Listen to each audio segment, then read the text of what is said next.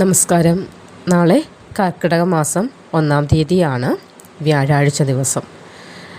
നീണ്ട ഒരു മാസക്കാലം ഭക്തിസാന്ദ്രമായ രാമായണ ദിനമാണ് നമ്മൾ ആചരിക്കുന്നത്.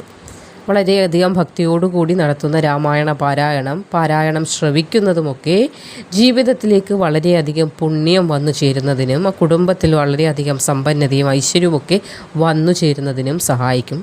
കൂടാതെ നാളത്തെ ദിവസം 1-ാം തീയതിയാണ് ക്ഷേത്രദർശനം നടത്തുക. 5 നക്ഷത്രക്കാരുടെ ജീവിതത്തിൽ ഈ കർക്കിടക മാസം വളരെയധികം ഭാഗ്യദായകമായ അനുഭവങ്ങളെ ആയിരിക്കും പ്രദാനം ചെയ്യുന്നത്. അങ്ങനെയുള്ള 5 നക്ഷത്രക്കാരുണ്ട്. ബാക്കിയുള്ളവർക്ക് ദോഷകരമാണ് അല്ലെങ്കിൽ ബുദ്ധിമുട്ടായ അവസ്ഥയായിരിക്കും എന്നല്ല പറയുന്നത്. എന്നാലും വളരെയധികം ഗുണാനുഭവങ്ങൾ കൂടുതലായി ലഭിക്കും. അതായത് ഉത്തമമായ ഒരു ജോലി ലബ്ധി, വിവാഹയോഗം, അല്ലെങ്കിൽ പുതുഗൃഹവാസം, കുറച്ച് ഭൂമി വാങ്ങണമെന്ന ആ ഒരു സ്വപ്നം പൂവണിയുന്ന, അങ്ങനെ വളരെയധികം ഗുണകരമായ മാറ്റങ്ങൾ ധാരാളമായി എത്തിച്ചേരുന്ന 5 നക്ഷത്രക്കാരുണ്ട്. അവരെക്കുറിച്ചാണ് ഇന്നത്തെ അധ്യായത്തിൽ പ്രതിപാദിക്കുന്നത്. അപ്പോൾ നിങ്ങൾക്ക് പൂർണ്ണ വീഡിയോ നമ്മുടെ ചാനലിലുണ്ട്, കയറി നോക്കാവുന്നതാണ്.